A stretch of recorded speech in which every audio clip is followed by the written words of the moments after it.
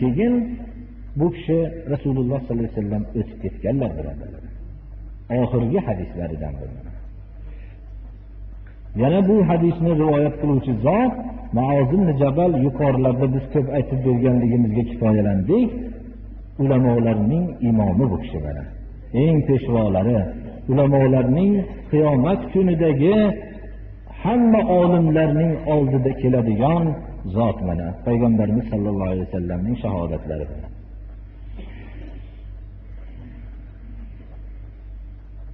Mana biz shu narsani o'zimiz, oilamiz, farzandlarimiz, atrofimiz hammasiga hayotimizga tatbiq qilishimiz kerak bu narsani.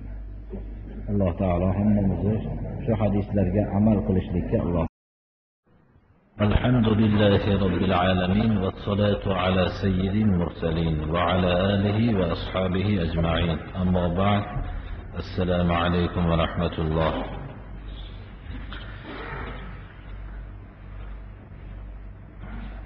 Musulmon kishi Allohning yakkaligiga, uni Rasululloh sallallohu alayhi vasallamning barhaq payg'ambarligiga unagandan keyin unga 5 vaqt namoz o'qishlik farz bo'ladi.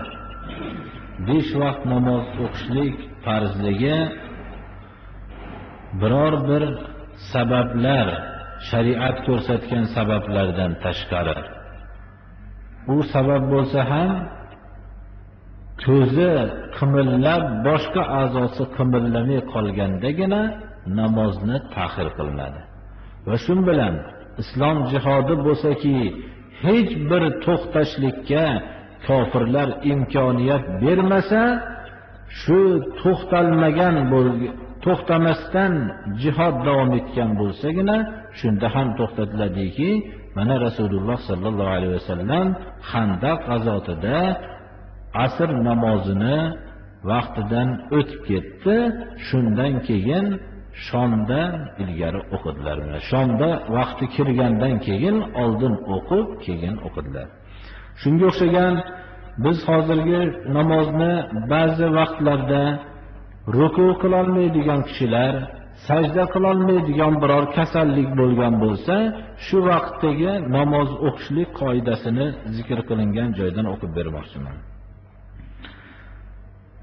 إن تعذر القيام لمرض حدث قبل الصلاة أو فيها صلى قاعدا يركع ويسجد وإن تعذر أومأ برأسه قاعدا وجعل سجوده أخفض من ركوعه ولا يرفع إليه شيء للسجود وإن تعذر القعود أومأ مستلقيا ورجلاه إلى القبلة أو مزتجعا ووجهه إليها والأول أولى وإن تعذر الإيماء أخرت ولا يومئ بعينيه وحاجبيه وقلبه.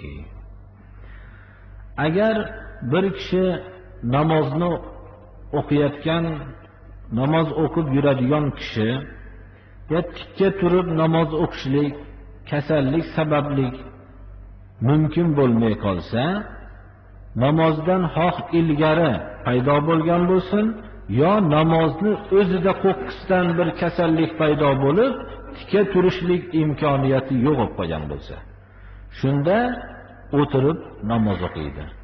Ruku va sajda qiladi. Tikka turishlik faqat imkoniyati yo'q bo'lib qoldi. Shunda o'tirib ruku va sujud qilib namoz o'qiydi. Agar endi ruku qilishlik mumkin emas bo'lib qoldi va sajda qilishlik ham mumkin emas bo'lib qoldi, shunday kasallik unga sodir bo'ldi, shunda boshi bilan imo qilib namoz o'qiydi. Unda ham o'tirgan holatda namoz o'qiydi va sajdani rukudan ko'ra imo qilayotganda pastroq qiladi. Sajda qilishlik, sajda qilib o'qisam deb biror bir bolish shunga o'xshagan bir narsani ko'tarib sajda qilib o'qimaydi. agar sajda qilishlik imkoniyati yo'q bo'lgan kishiga bir narsa balandroq qilinsa sajda qilishlik imkoniyati bo'ladi deb sajda qilib o'qimaydi, balki imo bilan o'qiveradi. Bir narsa ko'tarilingan narsaga sajda qilishligi mumkin emas. Agar o'tirishlik ham shunday holat bo'ldiki, o'tirishlik ham imkoniyati yo'q bo'lib qoldi, unda chalqancha yotgan holatda imo qilib o'qiydi. Oyog'ini qibla tarafga uzatib oladi. Uzr bo'lganligi uchun, chunki namozni qiblaga qarab o'qishlik kerak edi. Endi u o'tirib ham namoz o'qishlik imkoniyati yo'q bo'lib qoldi. Shunda chalqancha yotkizilib, ikki oyog'ini qiblaga uzatgan holatda namoz o'qiydi. Yo bo'lmasam, yonboshlab yotib namoz o'qiydi, yuzi qibla tarafga qaragan holatda. Ammo avvalgi suratda, ya'ni chalqancha turib namoz o'qishligi afzalroqdir. Agar endi imo qilib namoz o'qishlik ham mumkin bo'lmay qoldi. Bosh qimillamay qoldi. Hamma a'zolar qimillamay qoldi. Hali aytib o'tganimizdek, ko'z qimillaydigan bo'lib qoldi xolos. Shunda ko'zi bilan va ikki qoshi bilan, qalbi bilan imo qilib namoz o'qimaydi. Shunda namozni ta'xir qilinadi, birodarlar. Mana namozni ba'zi sabablar bilan ta'xir qilib yurgan kishilarga masala, birodarlar. Namozni ta'xir qilinadigan vaqtda keyin o'qiladi, shuni ham ta'xir qilinadi deganligi, keyin o'qilinadi.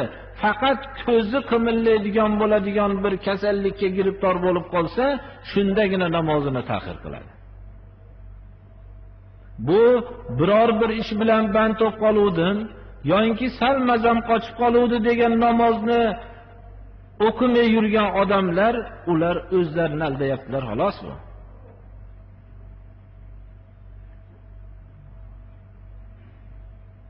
Ruku, sajda, yuqoridagi masalamizda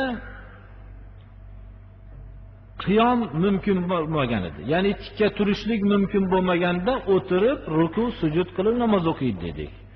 Agar ruku, sujud ham qilishlik imkoniyati yo'q bo'lsa, bir narsa ko'tarib sajda qilmaydi, balki ruku, sujudni imo bilan o'qiydi. Rukudan ko'ra sajdani pastroq imo qiladi. Endi ruku qilishlik, sajda qilishlik mumkin emas bo'lib qoldi. Ammo tikka turib namoz o'qishlik, tikka turishlik mumkin bo'lyapti. Shunday kasal bo'ldiki, tikka tursa bo'ladi, ammo ruku, sujudga yaramaydi. Ana shunda unda ham tikka turishlikka qodirman demaydi-da, o'tiradi. O'tirib imo qilib namoz o'qiydi. Bu tikka turib imo qilib namoz o'qigandan ko'ra afzalroqdir. Chunki o'tirgan vaqtida sajdaga yaqinroq bo'ladi. Shuning uchun tikka turgan holatda imo qilgandan ko'ra o'tirib imo qilishligi afzal bo'ladi. Va mu'minun sahha fi salati ista'nafa. Wa qa'idun yarka'u wa yasjudu wa sahha fiha bana qa'iman. Imo bilan namoz o'qiyotgan kishi namozda qo'qqisdan o'zida bir yengillik his qilib durust bo'lib qoldi. Namozni boshqalardan o'qiydi. Namozni buzib boshqalardan davom etadi. Namoz boshlaydi. Bir kishi o'tirib namoz o'qiyotganida ruku, sujud qilyotdi. Shu namozda ruku, sujud qilyotdi-yu, tikka turishlikka qodir emas edi. Qo'qqisdan shu namozda shifolanib yaxshi bo'lib qoldiki, tikka turishlikka qodir bo'lib qoldi. Shunda tikka turib davom ettiradi namozini. Buzishlikka hojati yo'q uni. Tikka turib davom ettirib kelaveradi kelgan joyidan. Salla qa'idan fi fulkin jarin bila uzrin